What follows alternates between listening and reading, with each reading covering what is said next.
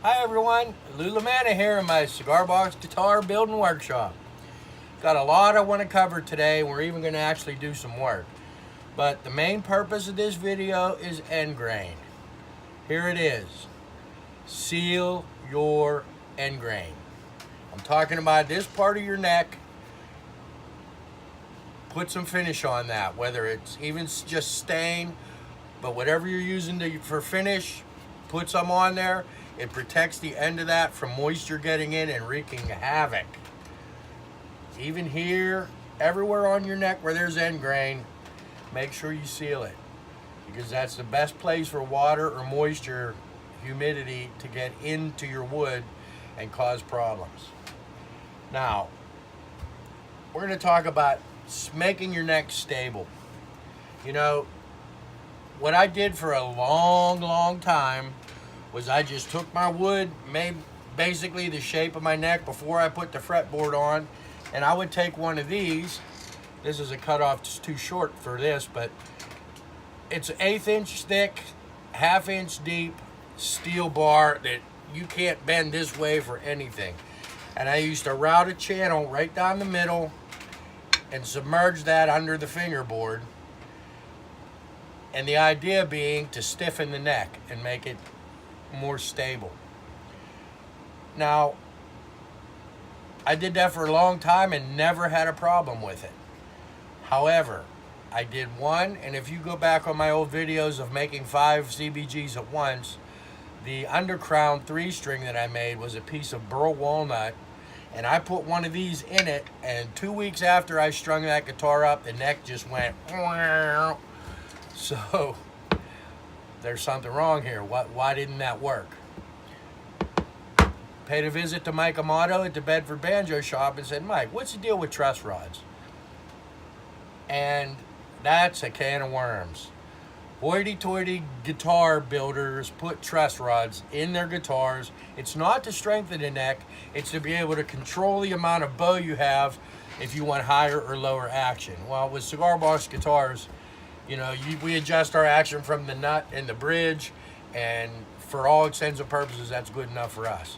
You can make it as high or as low as you want, adjusting your neck angle, where, you know, these manufactured guitars, well, they don't do that. So that's why they have truss rods, and they want you to think it's real important. In the 60s, you saw a lot of guitars, cheaper guitars that came out with steel stabilized necks, and basically that's what it was, because they were using cheap wood and they were just laying it out the cheapest way they could do it, and that helped to stabilize them. However, when I talked to Mike, he said, look, Lou, let me show you. And we walked around the banjo store with all the vintage instruments. He says, 1909 banjo, no truss rod, neck straight as can be in 2018. 1927 banjo, 1915 banjo. I mean, every old banjo. He says, look, there was old upright basses, no neck stiffeners, no truss rods, neck straight as can be. What's the reason for that? The reason for that is the way you align the grain of the wood to make it stable. If you take your end grain, and there are a lot of videos on this, and I'm not going to go down that rabbit hole, but basically you want this end grain to be going up and down. Now, if you do like I did and split it down the middle and put a different piece of wood here, and your end grains, even if your end grain goes at an angle, if you split it and then put them together like that, it will work against each other and it will keep your neck stable. That's why they use quarter sawn wood, because the grain is perfectly vertical in that, and that's very, very stable. And it's not going to, the pressure of 3 strings or 4 or 5 strings on a guitar is not going to bend that, even 6 strings, an upright bass. It's not going to bend it. It will be stable. So with that being said, and then the other point being, if I put this basically submerged under here, this amount of wood that I'm removing from the middle of my neck does a lot to weaken it. Before you put this in, if you route that, you can just move that neck around all over the place, and then this is the only thing holding it. There's no wood integrity there. Wood integrity is very, very good if you use it right. I would suggest Del Puckett has a really good video on wood grain, and even Will's Easy Guitar, if you really want to get into it, he has one on aligning wood grain that it answers all the questions. But just for us, trying to get it straight up and down, if you split it down the middle, and that even looks nice. You know, wow, you got a decorative stripe in there. Well, yeah, but it serves a big function because we have glue here, we have glue here, and all those grains are working against each other to keep it straight. They're not gonna, this one wants to move, this one's gonna say, no, you're not gonna move. And then this one's reinforcing, so it's a good thing. Okay. Seal your end grain. Now, we have this neck here. This is a 3-stringer that I'm currently working on. And what I've had some people ask me what I do to shape my necks. So I think what we're gonna do is we're gonna actually shape this neck on camera. I don't think I've ever done that before. And I'll show you the process that I use. Now, if you get a good look at this, you can see that the headstock pieces aren't all flush and level. We'll get those with the grinder and the sander. And you can see how that neck's pretty much put together. And you know, it's very squared off. These are sharp corners. Now what I did do, I installed the frets, but I didn't do any leveling on them. Until the neck is done, I won't do any leveling on the frets. But I ground off the ends of the frames on the grinder over there and with a file, and right now they're smooth as glass. I haven't even done any fret work on it yet and filed them. So I know that'll be a lot easier job when it comes to it. But for now, let's chuck this thing in the vise and let's see what happens and make some dust. All right, here we go. Okay, so you see, I've put the neck in the vise, you know, with the back facing up. That's where we're primarily going to be working on, and especially the back of this headstock. My heel is already shaped. I did that with a bandsaw and the drum sanders and stuff beforehand, but we'll touch it up. What we're going to start with is this. The angle grinder with a flap disc on it. Now this flap disc isn't very sharp. It's kind of dull, which is okay. That gives me a little bit of forgiveness. But I'm going to start on this headstock and try to bring some of this down. It might get loud. Hold your ears.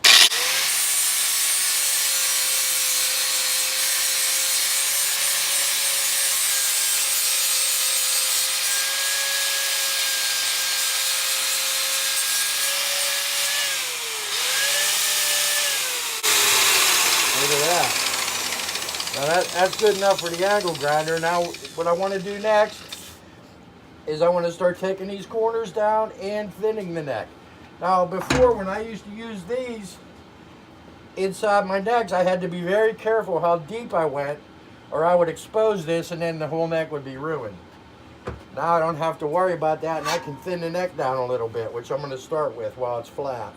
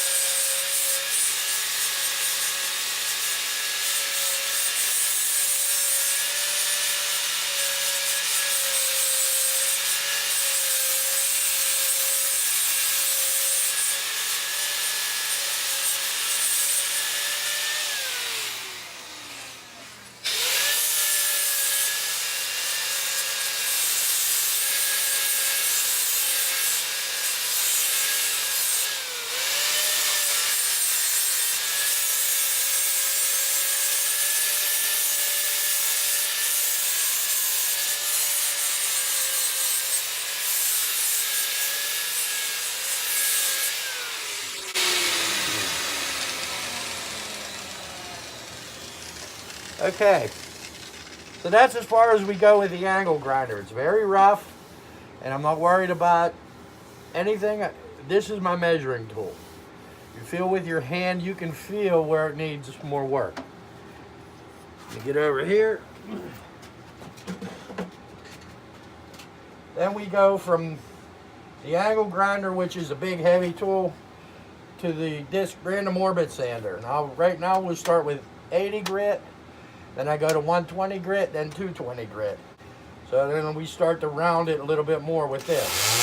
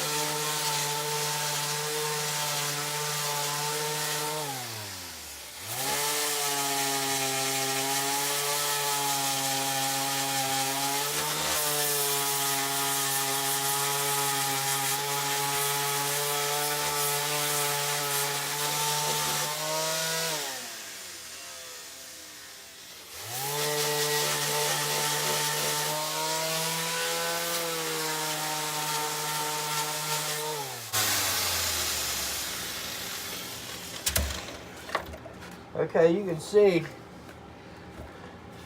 most of the shaping was done with the 80 grit. That gets me real good down in there.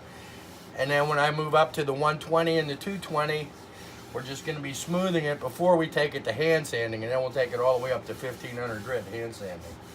So, okay, that's good for the 80 grit. Like, I can feel there's no bumps in there anywhere. If there's bumps, you got to sand them out. You do a few of these, and you kind of get the hang of it.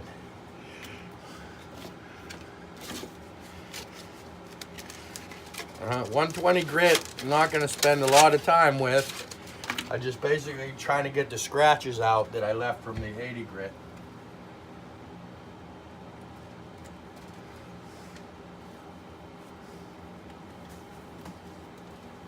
When you're sanding like this, always wear dust protection. If not, you will have big time problems later on tonight. You'll be coughing and, what's the matter with me? Am I getting sick? No, you didn't wear a dust mask.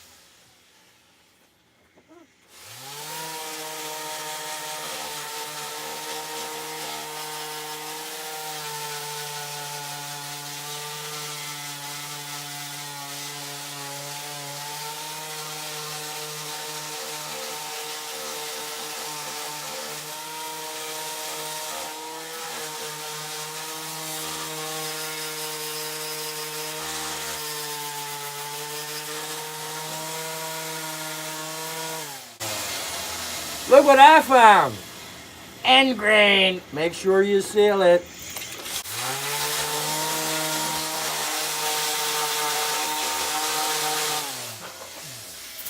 Okay, before I go up to the 220, I'm going to flip this over and get the front of this headstock. it wasn't as drastically off as the back. And notice when I'm clamping it in the vise, this is where my box ends. I'm making sure I clamp so whatever marks the vise puts in it are inside the box. It won't matter. You won't see them.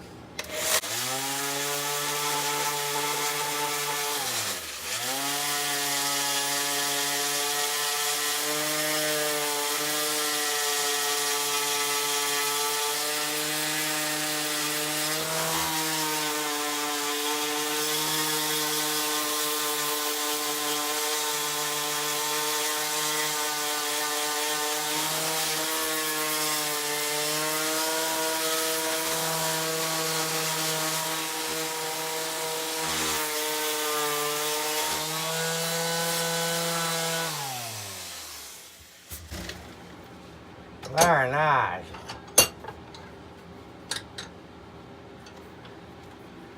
Yeah, don't forget about that end grain too, and even these end grains in here. Make sure you get sealer on there, or moisture will find its way into your giddy, and that will be no good. No good can come of it. Okay, here we go.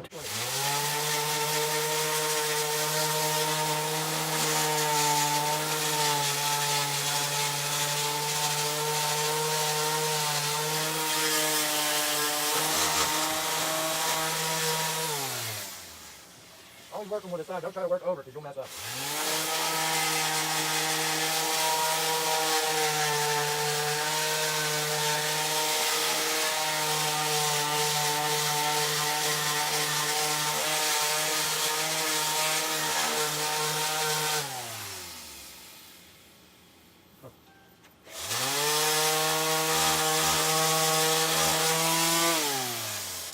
I think of all the things we do building these guitars, shaping necks is my absolute favorite. Little mark right there.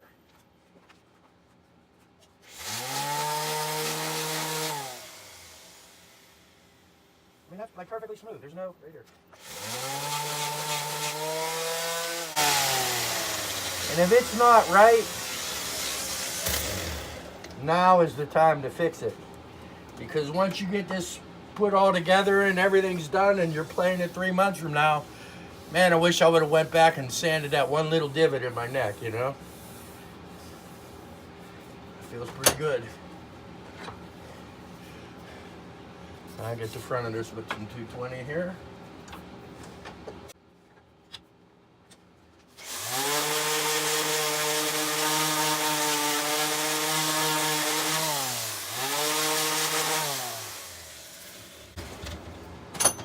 Okay, now that's the power tools, and you can see what we came out with. Nice rounded over smooth neck. I haven't put my side dots in yet because I knew I was going to be doing some sand in there and I didn't want to mess those up. Looks like the edge of this fretboard here needs a little bit of work though. Do it now. You don't want to have to do it later.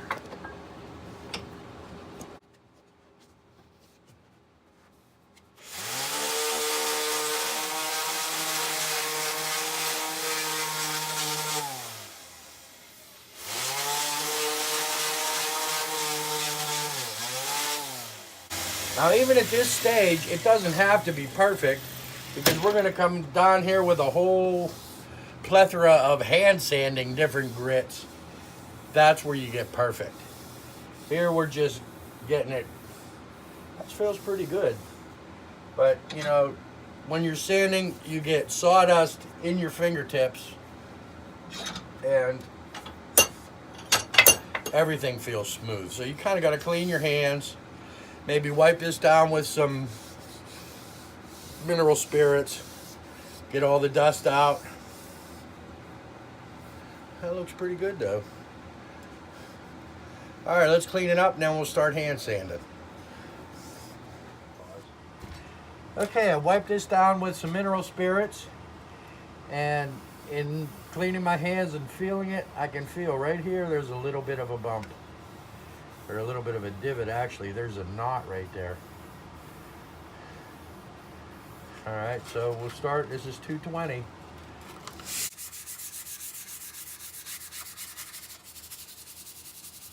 Concentrate on that spot. If you have a divot, you got to concentrate before and after it. You don't want to stand in the divot, you just make it deeper. That's obvious, huh? And when I'm doing this, I keep a rag close by that has some mineral spirits on it, or paint thinner, whatever you want to call it. Just to pick up some sawdust. You could use a tack cloth, but just to pick up some sawdust and get you a clean feel for where you're at.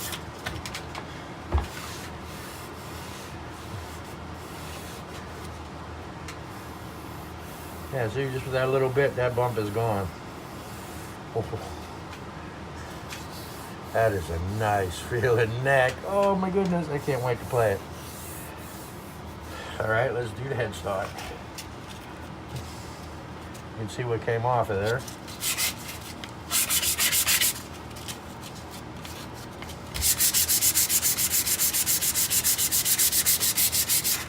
And really, we're not shaping anymore.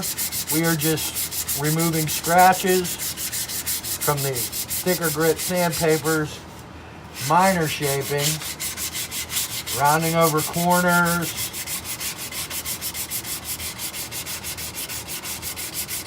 making it feel nice to your hand, look smooth, look pretty, because everybody wants a pretty kitty. Even my kitty.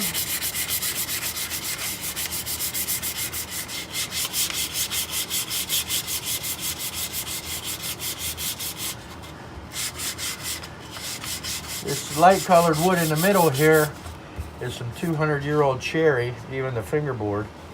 And this is 200-year-old walnut. Boy, they look so nice together. Been working off these couple boards of this. I made the broch for Debbie. I made my declaration box banjo, and now this 3-string.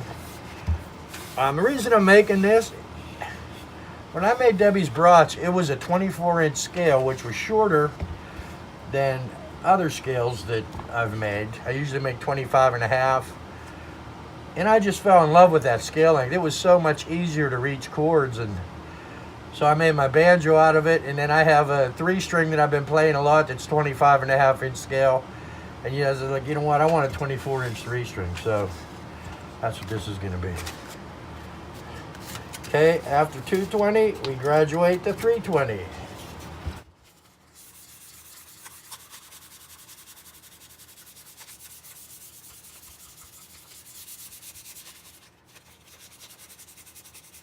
Notice I'm not using a sanding block. I'm just trusting the feel. And since I'm not really doing anything super drastic, although right there, that looks pretty bad.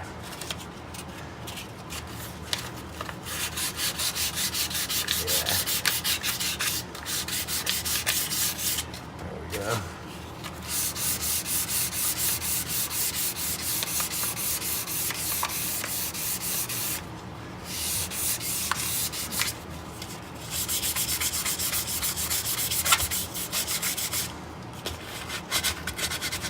End grain. Seal your end grain.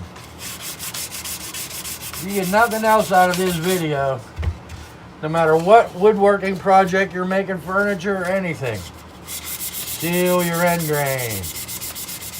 Even when they mill raw logs, they cut trees down. Before they mill them, they'll take wax or paint and paint the end of the log where it's been cut.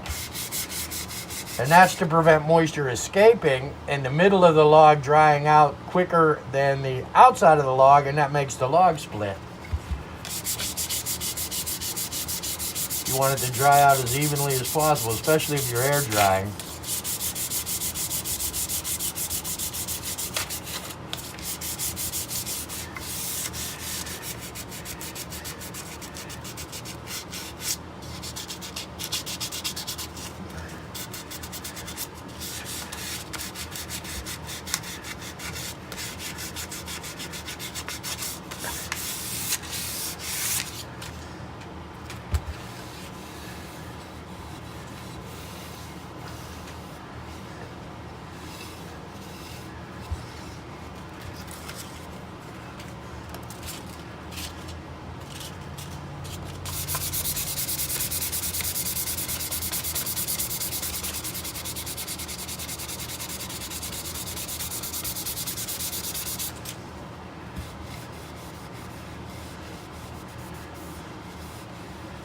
You know, when we build these things, we say there are no rules. Yeah, there kind of are some rules. There are rules that you to follow if you want to make them that they last for a long time. But if you want to just make 10 of them in an afternoon and, you know, when it breaks, pull another one out of the pile. And then there's no rules. But if you want to make them that they're going to last forever, well, you got to follow some basic carpentry rules, I guess. In design, there's really no rules. If you can make it work, it's okay. All right, now we'll go up to 400. Getting there.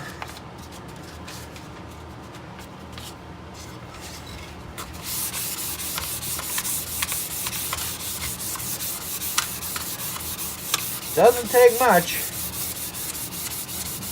If you start out when you use the power tools and you get it close, as I say, you're not really shaping with the hand sanding, you're smoothing. And boy, does it feel nice when it's done. I guess the more of these you do, the better your feel gets for them. That's like, whew. I don't think you could do that with a machine and get it any smoother than that. Like there's no, when the lines are coming, it's not wavering or, it's perfect. I don't know how that happens. My favorite thing to do. I think that's something that I have a talent for. I'm good at. I don't know.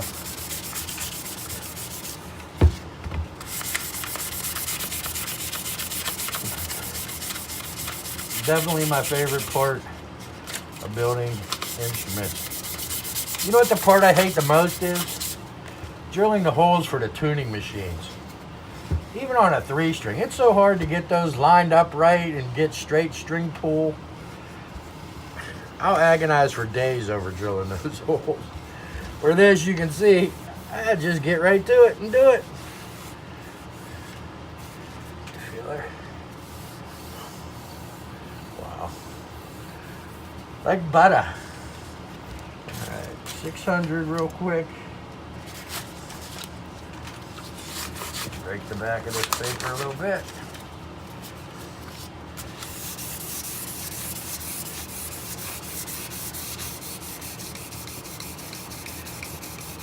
Once you hit 600, that really shows where you need to go back and do some more sanding. Any little spots, that's where they're going to show up.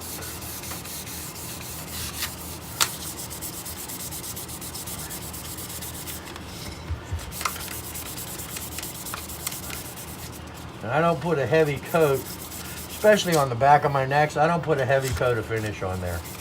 1, maybe 2 coats of tung oil, because I want that to feel just like the wood. But the headstock and heel, that'll get more.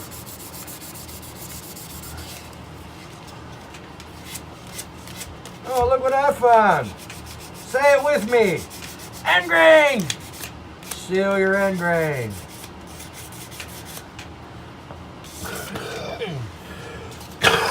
Even down here. Oh, sawdust. Even with a mask. Okay. 1,500.